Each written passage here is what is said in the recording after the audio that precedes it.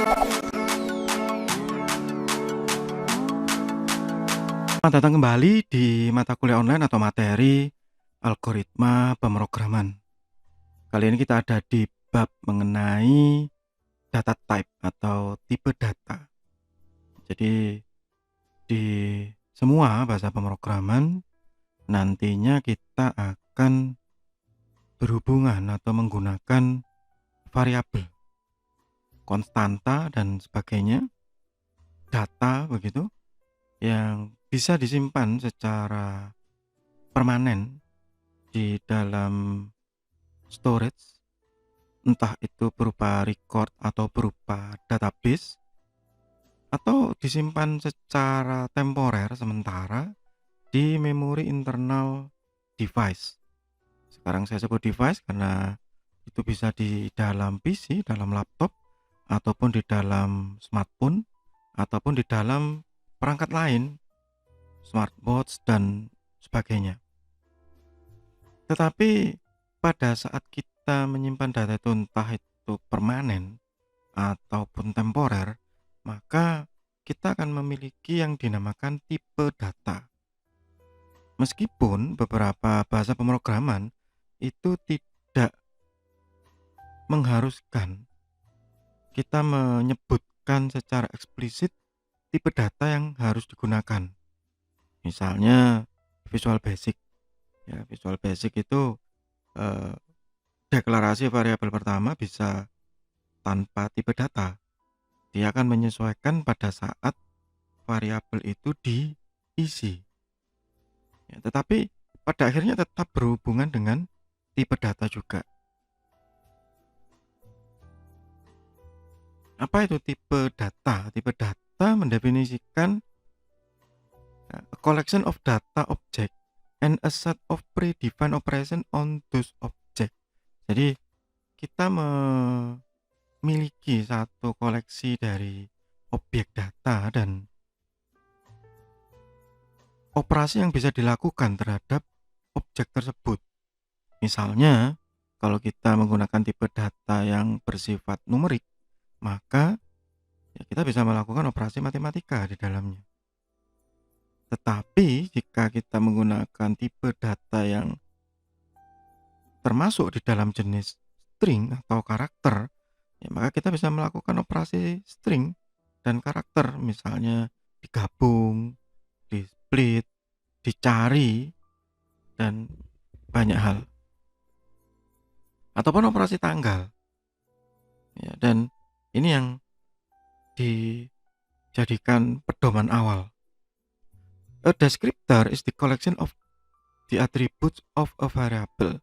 Nah, kemudian kalau sudah ketemu tipe data yang diinginkan dan dibutuhkan, maka kita mendeskripsikan hal tersebut pada saat variabel ditampilkan pertama kali. Nanti di berikutnya kita akan membahas mengenai variabel. An object represent an instance of a user-defined type atau abstract data. Jadi misalnya saya mau menyimpan data. Data ini apa? Nama. Maka nama ini adalah user-defined. Jadi saya mendefinisikan satu tipe nama. Nama isinya apa saja? Karakter. Gitu. Boleh nggak nama ini mengandung simbol? Nah, ini baru kapan ya, kemarin ya kalau nggak salah, saya registrasi di salah satu website yang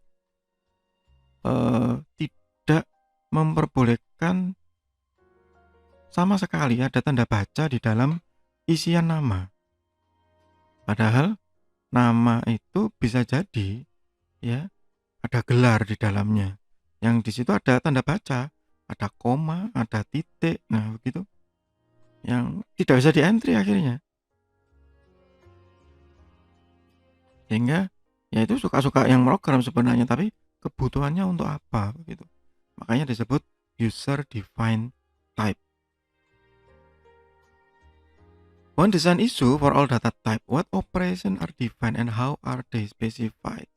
Nah, ini tergantung dari bahasa pemrograman yang digunakan. Meskipun nanti pada dasarnya hampir semua bahasa pemrograman akan melakukan operasi yang sama.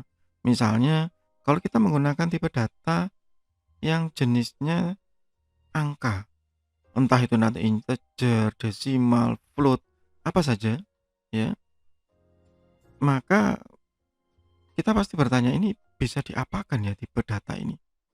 Misalnya integer, oh karena dia bilangan bulat ya, kalau kita melakukan operasi pembagian,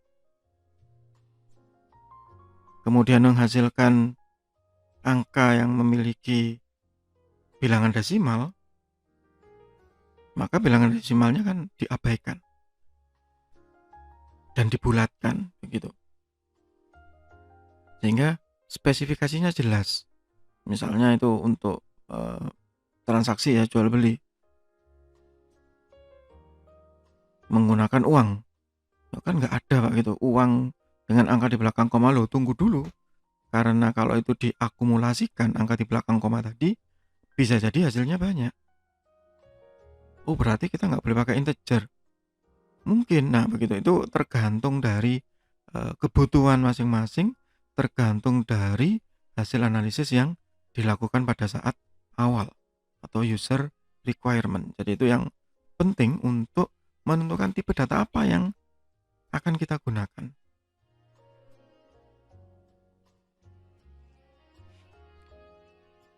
Nah, semua bahasa pemrograman, hampir semua ya, kalau saya bilang hampir semua, sepertinya kalau yang modern dalam tanda kutip sudah sama ya. Almost all programming language provide a set of primitive data type. Kenapa disebut primitive data type? Karena ini tipe data yang sangat-sangat standar. Yang meskipun nanti di tiap bahasa pemrograman memiliki jangkauan yang berbeda-beda, tetapi hampir bisa dipastikan sama. Sehingga kalau kita berpindah dari satu bahasa pemrograman ke bahasa pemrograman yang lain, tidak akan ada masalah. Primitive data type does not define in term of other data type. Ya, jadi ini yang basic begitu. Kalau disebutkan di tempat lain ya sama kok nanti jadinya. Some primitive data type are merely collect reflection of the hardware.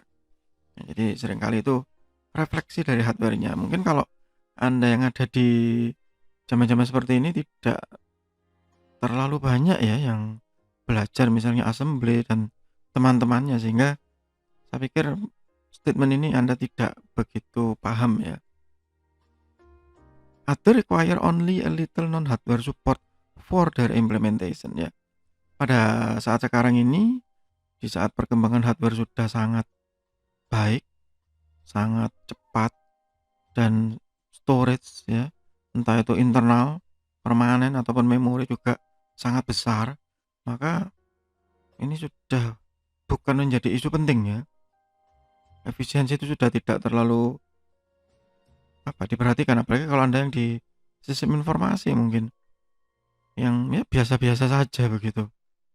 Nggak terlalu berpikir ke sana. Kenapa ya? Karena bahasa pemrogramannya juga sudah cerdas sekarang untuk mengatur itu, dan kalau itu misalnya di database servernya juga cerdas, sama-sama cerdas. Primitive data type yang pertama yaitu angka ya, bulat ya, atau biasa disebut integer. Almost always an exact reflection of the hardware, so the mapping is trivial. Ya, ini yang tadi saya bilang sebelumnya.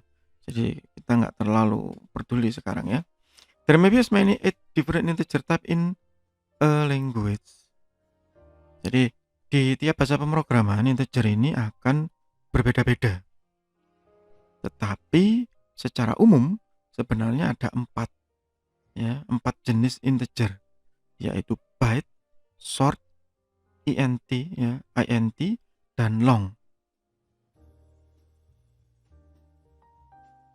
Mungkin nanti di beberapa bahasa pemrograman ada yang bervariasi.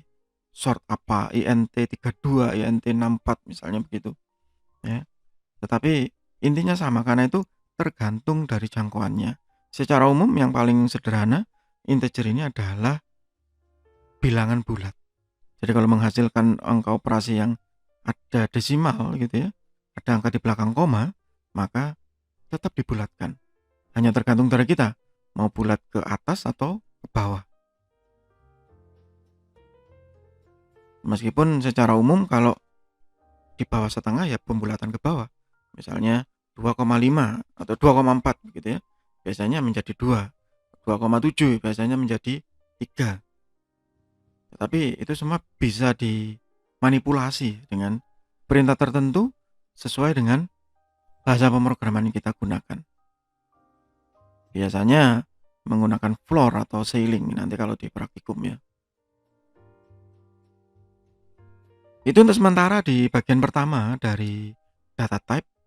Kita akan lanjutkan lagi nanti di bagian kedua, masih di bab mengenai data type dan mata kuliah online atau materi algoritma pemrograman. Semoga bermanfaat, tetap sehat, tetap semangat. Terima kasih.